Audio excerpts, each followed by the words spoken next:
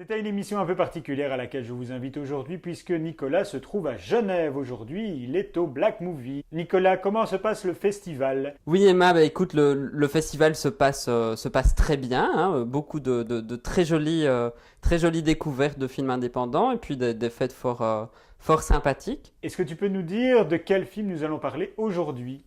Oui, alors je prends mon petit papier. Donc cette semaine, nous allons parler des souvenirs, de Terre battue, de Relatos Alvarez et de Into the Woods. C'est quand même une excellente semaine, Nicolas, puisque nous avons deux films avec Johnny Depp, dont Into the Wood. Qu'est-ce que tu as pensé du film? Eh bien, au risque de te surprendre, j'ai beaucoup apprécié ce film, en fait, j'ai beaucoup ri. C'est complètement kitsch, je pense que c'est complètement assumé. Donc c'est réalisé par Rob Marshall, à qui on doit Nine, qui est plutôt raté, et Chicago, qui est pas forcément une grande réussite. Et ici, c'est fort amusant. C'est cette comédie musicale Into the Woods qui voyage en fait à travers énormément de contes des frères Grimm, qui arrive à les lier entre eux.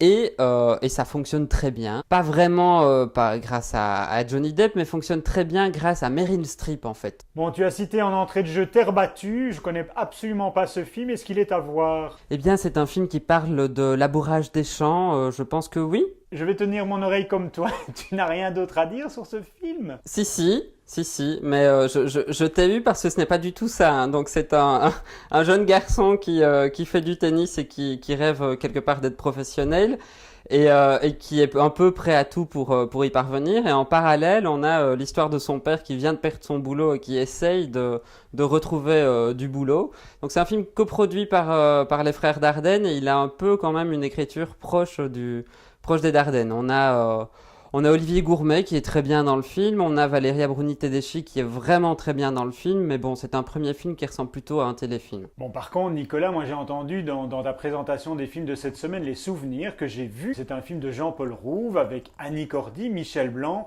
J'ai adoré ce film, pour moi c'est le coup de cœur de cette semaine.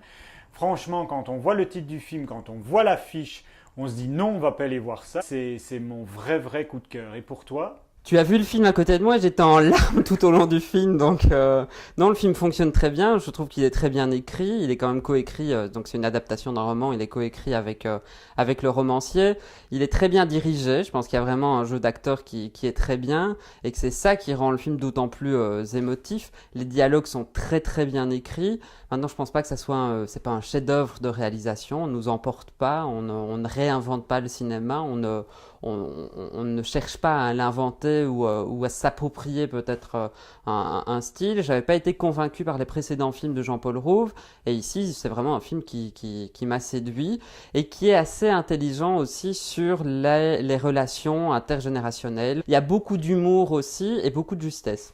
Comme je sais que tu es très bon en accent étranger, est-ce que tu peux citer le film de Pedro Almodovar? Oui, alors c'est le film de Damian Sifron et c'est Relatos Alvarez. Ah bon, c'est pas Pedro Almodovar qui a fait ce film, il était quand même à Cannes, non? Oui, alors tout film hispanophone à Cannes n'est pas réalisé par Pedro Almodovar.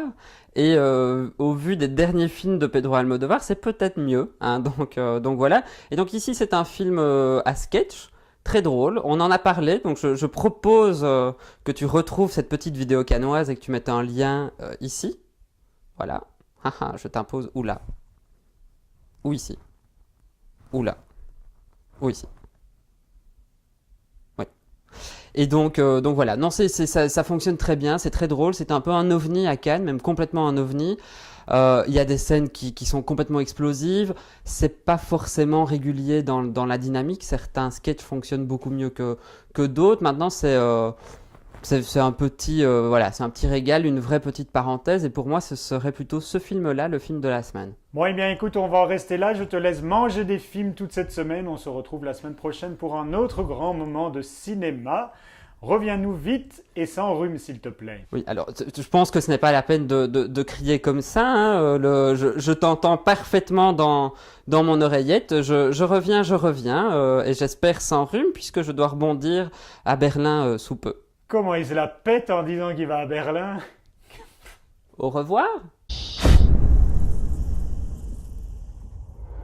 Black Movie, qui se passe du 16 au 25...